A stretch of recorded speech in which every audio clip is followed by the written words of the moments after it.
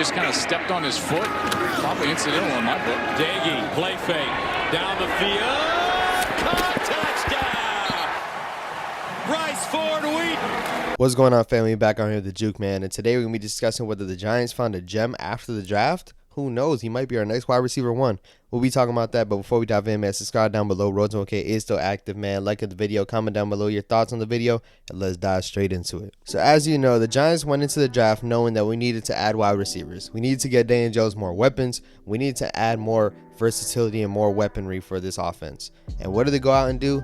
They drafted Jalin Hyatt in the 3rd round, and then you don't see them address that position for the rest of the draft. Well, after the draft, they added some guys that could compete for a starting spot. I think this guy has the best shot to make the roster. And this guy we're going to be talking about is Bryce Ford-Wheaton, coming out of West Virginia. Bryce Ford-Wheaton has all the physical tools that you would want in a wide receiver, and he also has all the ability to be able to take that to the next level as well. Bryce Wheaton put up some crazy numbers at the combine, some unreal numbers that you would only have to associate with Calvin Johnson and Andre Johnson. Just a physical specimen. And Bryce Wheaton, man, he won the combine for wide receivers. How could you win the combine for wide receivers and not get drafted? When your production doesn't match the stats that you're putting up at the combine, man, that kind of shows that it's not really translating well. And that's why you can't look too much into the combine. But when you look at guys like Anthony Richardson, someone who took over and put up some crazy things we've never seen at the quarterback position, that boosted the draft stock way up. Meanwhile, Wheaton couldn't get a single team to draft him. Luckily, the Giants were able to scoop him after the draft, and like I said, I think he has a chance to do something great in this league. Bryce Wheaton ran a 4.38 at the 40-yard dash. Not only did he run a 4.38, but he ran a 4.38 sitting at 6'4", 220 pounds. 6'4", 220 pounds, and you're flying like that?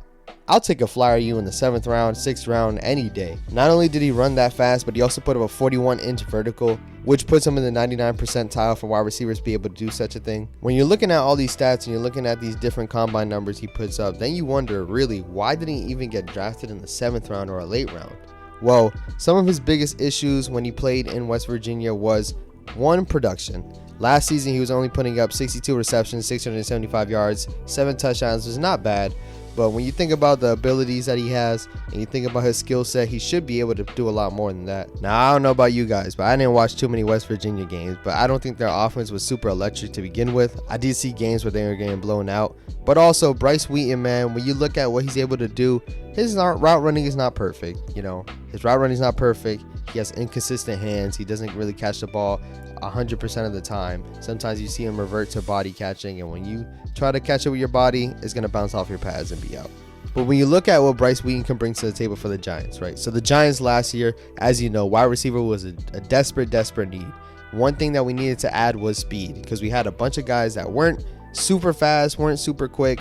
Bryce Wheaton has that speed alongside him. 4.3 speed with a 6'4 frame. We only have 2 receivers that are above 6 foot, and that's Isaiah Hodgins and Darius Slayton. When you look at guys you draft, or you look at guys that you draft in the late rounds, you plan to develop them, and I think Bryce Wheaton has a shot to be able to be developed. You can teach him out of certain habits. Now, catching is a #1 focal point, and when you know you're a Giants fan, some wide receivers in the past couple years couldn't catch a cold. Like, they literally couldn't catch anything. So obviously I'm a little worried for Bryce if he can't be able to catch the ball and bring it in, because listen, man, Daniel Jones got screwed over too many times when it came to that. Me as a Giants fan, I've seen too many drops that probably could have either lost us the game or for sure almost lost us the game when you look at the playoff game and so on and so forth. But for Bryce Wheaton to make it on this team, man, he's going to be able to compete against the guys that we have on this team. And if it's up to me, I would give him a shot to crack the 53-man roster. When you look at our wide receiver room, right, we're going to go one by one. We got Jalin Hyatt. We got Paris Campbell, Isaiah Hodgins, Darius Slayton, Sterling Shepard, which honestly I'm not 100% sure he's going to make it on the team. Let's just be honest. Wan'Dale Robinson's coming back, so he'll be there. Outside of that, everything else is not a gimme. And as we know as Giants fans, all it takes is one injury to really set off the room. Now, I'm knocking on wood. I don't want anyone to get hurt. I don't want anyone to be out for the season. But listen, it just happens. You look at a guy like Colin Johnson last year. He's 6'6". We were expecting him to be really good, really nice, because he had a great training camp. And he ends up being out for the rest of the year before the preseason even starts.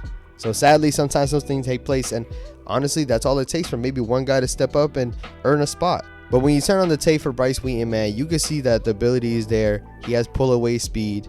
It's just the biggest thing is his route running and his catching. If we can get him in space, or even not even if he's going to be out there making plays, if he can just take the safety away by running straight vertically, by dragging across the field, his speed and his size is going to be a threat for the other team, and that's going to allow everyone else to be open. I might be looking too much in the future, man, but y'all let me know what you guys think on Bryce Wheaton. He could go from being undrafted to cracking this roster, and I would give him a big shot, but we got to see how it translates on the field, man. Y'all let me know how you feel down in the comments, man. Subscribe down below. Road to OK is still active, man. Like the video as well, and if you haven't seen my other videos, this is your first time here, I got more videos to the left right here, man. I'll catch you guys in the next one. Peace. What's going on, family? Back on here with the Juke, man. Calling all the Daniel Jones haters, pull up to this video, watch this video real quick. The New York Yankees lose the series. We get swept back in the third quarter. The third quarter was really when we started to make our moves. And DeMar, banger. Make sure you subscribe to the Juke.